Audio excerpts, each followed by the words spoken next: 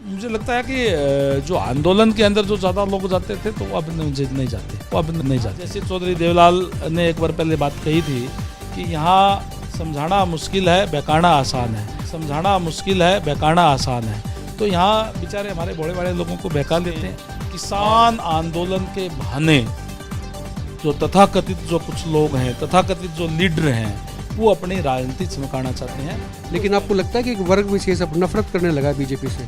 अच्छी बात है कि चौटाला साहब की रिहाई हुई है, खुशी इस बात पे उनको पहले आ जाना चाहिए था। दिल्ली सरकार की एक हठधर्मिता के कारण जो उनको और जो लंबे समय तक जेल के अंदर रहना पड़ा। पंचायत चुनाव भी होने थे, काफ़ी डिले करते सरकार ने, तो सरकार में क्यों डर है पंचायत चुनाव को लेके? क्या लगता है कि विरोध बहुत हो रहा है, किसानों का विरोध है, हार देखनी पड़ेगी, ग्राफ डाउन आ जाएगा, यही बात है? कोई और बात? कितना खर्चा आया था इस हॉस्पिटल पे जो बनाया था टेम्प्रेरी देवीलाल के नाम पे?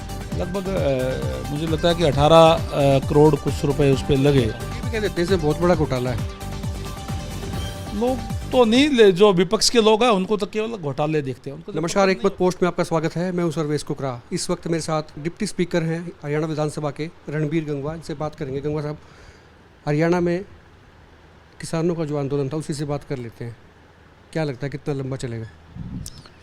देखिए, जहाँ तक आंदोलन की बात है, किसानों की जहाँ तक बात थी, सरकार ने उनको समझाने का भी काम किया है, बताने का काम भी किया है। और पहले दिन से ही सरकार, सेंट्रल गवर्नमेंट जो है, क्योंकि ये सेंटर का मामला है, और डे वन से ही सरकार बातचीत के लिए तैयार है। 12 दौर की बातचीत हुई भी, लेकिन ये आंदोलन मुझे लगता है कि किसी दूसरी तरफ चल पड़ा है। यह आंदोलन केवल किसान आंदोलन ना हो करके जो विपक्षी जो लोग हैं उनका आंदोलन हो गया, और उसी लिए ये इतना लंबा जो है वो लगातार चलता जा रहा है। आपको लगता है कि चूहा बिल्ली वाला केस सीन हो रहा है? अब बीजेपी के नेता जाते हैं, पीछे पीछे किसान आते हैं, निकलना दूभर हो रहा है, हर जगह घेराव की बात होती है, विरोध की बात होती है, तो इसको किस तरह से देखते हैं आप? देखिए, जो हमारा संविधान है वो ठीक है कि हमें हमारा ये फंडामेंटल राइट है कि हम कोई भी आंदोलन कर सकते हैं जिससे चीज़ से हम सहमत नहीं हैं। लेकिन जहां हम आंदोलन कर लेते हैं, आंदोलन की भी एक सीमाएं होती है, उसका एक तरीका है विरोध प्रकट करने का भी। आप धरना दे करके, रैली करके, जुलूस निकाल करके कर सकते हैं, लेकिन हमें संविधान कहीं भी कोई ये इजाज़त नहीं देता कि आप किसी का विरोध इस स्तर तक करें कि हम आपको बोलने नहीं देंगे, हम आपको गांव में आने नहीं देंगे, हम आपको कोई भी प्रोग्राम करने नहीं देंगे। स्वस्थ प्रजातंत्र के अंदर डिबेट होती है, डायलॉग होता है, बातचीत होती है, और उससे कोई भी समाधान होता है। अब फिर आज का जो कानून है, आज तो वो देश के अंदर लागू भी नहीं है, जो तीनों कृषि कानून है, आज माननीय सुप्रीम कोर्ट का उसके ऊपर स्टे है। मैं इसीलिए कह रहा हूँ कि आंदोलन कहीं जो है गलत हाथों में चढ़ा हुआ है, वो इसीलिए मैं कह रहा हूँ। इस पर भी काफ़ी डिबेट हो रही है। आपकी पार्टी के लोग भी अलग अलग बयान दे चुके हैं। आपको क्या लगता है कि जो आंदोलन कर रहे हैं उसमें कितने फीसदी किसान हैं? देखिए, जो किसान जो जितने जा रहे हैं वो भावनात्मक रूप से, जब किसान शब्द आ जाता है तो जो किसान है वो भी, और जो किसान नहीं है वो कहीं न कहीं उसके साथ सिंपैथी उसके साथ हो जाती है, लेकिन उनको भावनात्मक रूप से जो है वो किसान का शब्द का यूज करके विपक्षी लोग अपनी राजनीतिक रोटियां सेकने का जो प्रयास इसके अंदर जो ज़्यादा कर रहे हैं। अच्छा, पंचायत चुनाव भी होने थे, काफ़ी डिले करते सरकार ने, तो सरकार में क्यों डर है पंचायत चुनाव को लेके? क्या लगता है कि विरोध बहुत हो रहा है, किसानों का विरोध है, हार देखनी पड़ेगी, ग्राफ डाउन आ जाएगा, यही बात है? कोई और बात? सरकार को कोई डर नहीं है। अब हालात आपके सामने हैं, पिछले जो 2-2.5 महीने रहे हैं, जिस तरीके से कोरोना की वैश्विक महामारी जो एक है, हमारे यहाँ भी इसका बहुत ज़्यादा प्रभाव जो पिछले टाइम के अंदर रहा है। बेड की भी मारामारी थी, हॉस्पिटल की, ऑक्सीजन गैस की, क्योंकि अचानक से एकदम से जो बीमारी आई, तो इसलिए इन तमाम जो हालात को देख करके ये चुनाव जो है वो आगे किए गए हैं।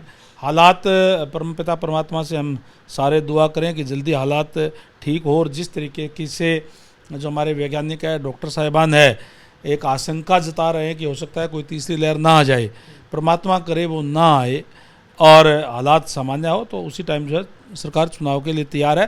प्रक्रिया लगातार जारी है, चाहे वो वार्डबंदी की है, चाहे वो आरक्षण के लिए ड्रा की है, वो तमाम चीज़ें जारी हैं। अभी 29 जून तक तमाम ड्रा हो जाएंगे। आपको लगता है इसके बाद स्मूथ चलेगी या कोई बीच में गैप आएगा फिर?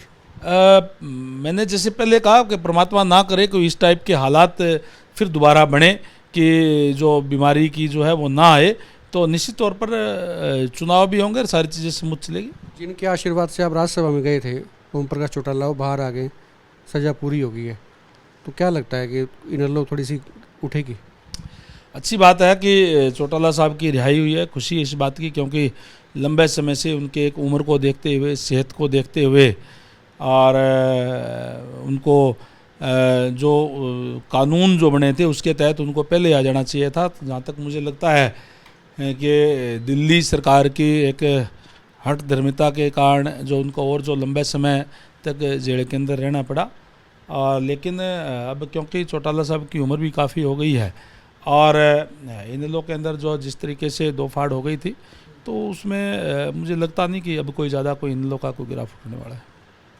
बीजेपी में हालांकि आपको सम्मान दिया, तो एक प्रकार से लोग ने ये भी कहा, आपकी तरफ से मैसेज भी गया, अभी पिछड़ों को सम्मान दे रही है बीजेपी, आपको डिप्टी स्पीकर बनाया विधानसभा का।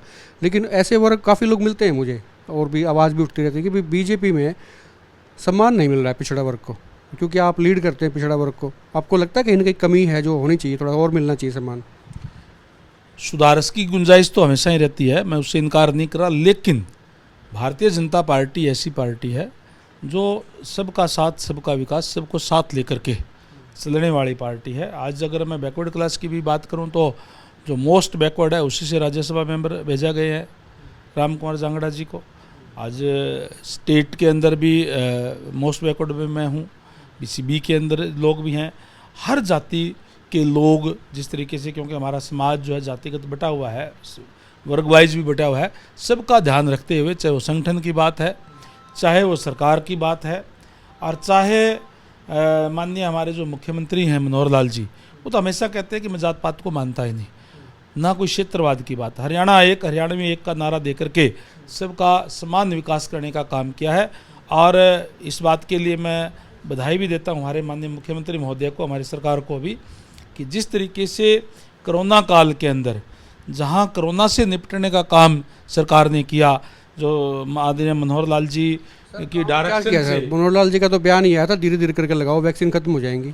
जो डायरेक्शन जो दी गई, जो हालात हमारे यहाँ देखे हमने इस बार, उसमें चाहे वो ऑक्सीजन के प्रबंध की बात थी, चाहे रेमडेसिविर के प्रबंध की बात थी, चाहे बेड की दिक्कत थी, हमारे इस हालात के अंदर 500 बेड का हॉस्पिटल केवल और केवल 17 दिन के अंदर तैयार होकर के और कितना खर्चा आया था इस हॉस्पिटल पे जो बनाया था टेम्परेरी देवीलाल के नाम पे? लगभग मुझे लगता है कि 18 करोड़ कुछ रुपए उस पर लगे।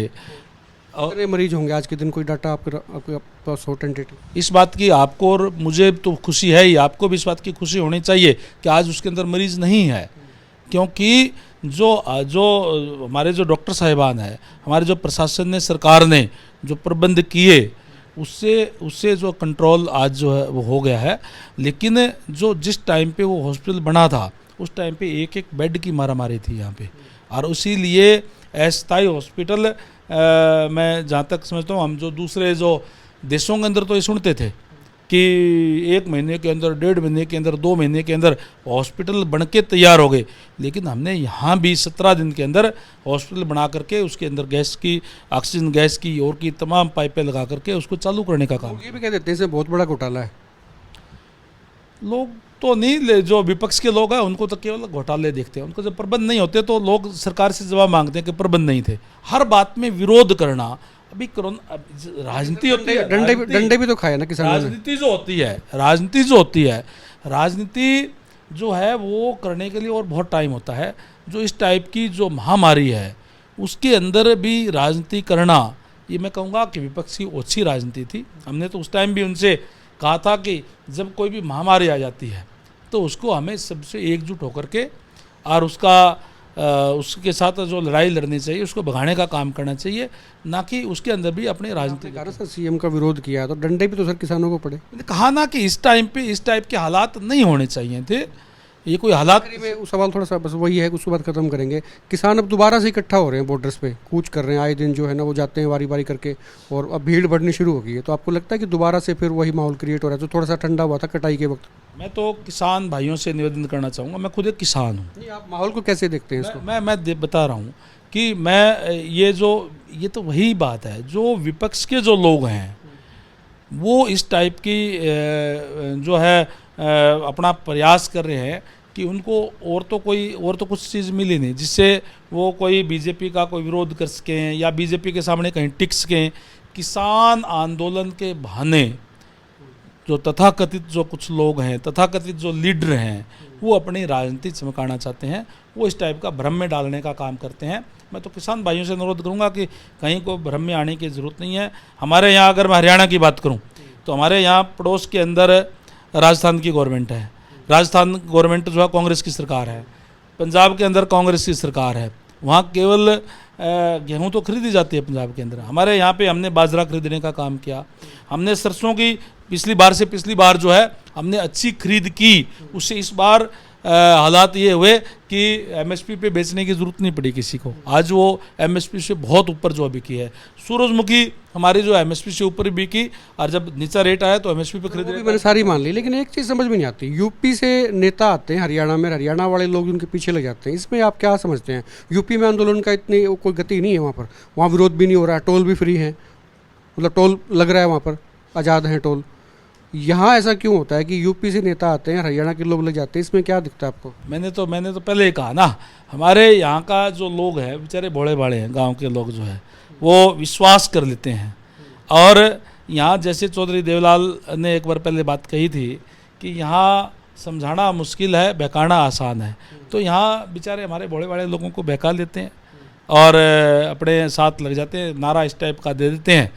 वो तो सोचते हैं भी हाँ हमारे भलाई के लिए लग रहे हैं। लेकिन मैंने जैसे पहले कहा, जो सरकार ने जो कदम उठाए हैं आप वो देखिए, किसानों के हित में बहुत ज़्यादा कदम उठाए हैं। दूसरी बात ये सर, कभी कभी जब कभी इसका विरोध करते थे लोग तो उसको विरोध के तौर पे देखते थे। मान लीजिए किसी पार्टी को, किसी व्यक्ति को पार्टी रास नहीं आ रही, विरोध करता है, लेकिन आपको लगता है कि एक वर्ग विशेष अब नफरत करने लगा है बीजेपी से?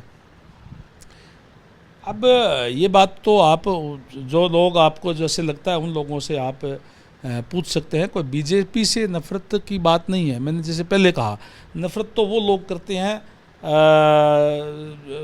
जो कांग्रेस के लोग हैं या दूसरी पार्टियों के लोग हैं, जिनको ये लग रहा है यार बीजेपी तो बहुत अच्छा काम कर रही है, सभी लोगों के साथ जोड़ रही है, तारी दाढ़ किसी भी तरीके से गड़ने वाली नहीं है, तो लोग तो नफरत करेंगे और क्या करेंगे। वो इस टाइप के उससे हथकंडे अपनाएंगे जिससे माहौल ख़राब हो और लोग भी जो है बीजेपी से नाराज़ हो जाए, हमारे तरफ आ जाए।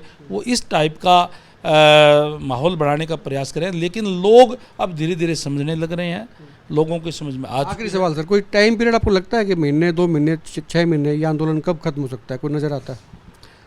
मुझे लगता है कि जो आंदोलन के अंदर जो ज़्यादा लोग जाते थे तो वो अब नहीं जाते। अब तो केवल जो विपक्ष के लोग हैं वो ज़्यादा जाते हैं, और थोड़े बहुत जो किसान जो जा रहे हैं जिनको अब भी बका रखा है, धीरे धीरे लोगों के समझ में आ रहा है। कुछ लगता है कुछ कितना टाइम का तो जल्दी मुझे लगता है कि हो जाएगा। सरकार भी बातचीत के लिए भी तैयार है। सरकार किसानों के प्रति बड़ी गंभीर है और हर वो कदम उठाने का काम किया जो किसान के हित के अंदर हो। ये थे रणबीर गंगवा, हरियाणा विधानसभा में डिप्टी स्पीकर हैं, और ये कह रहे हैं कि जल्दी ही आंदोलन खत्म हो सकता है। आप कितना इत्तेफाक रखते हैं नीचे कमेंट करके जरूर बताएं, और आप देखते रहे हिकमत पोस्ट। नमस्कार।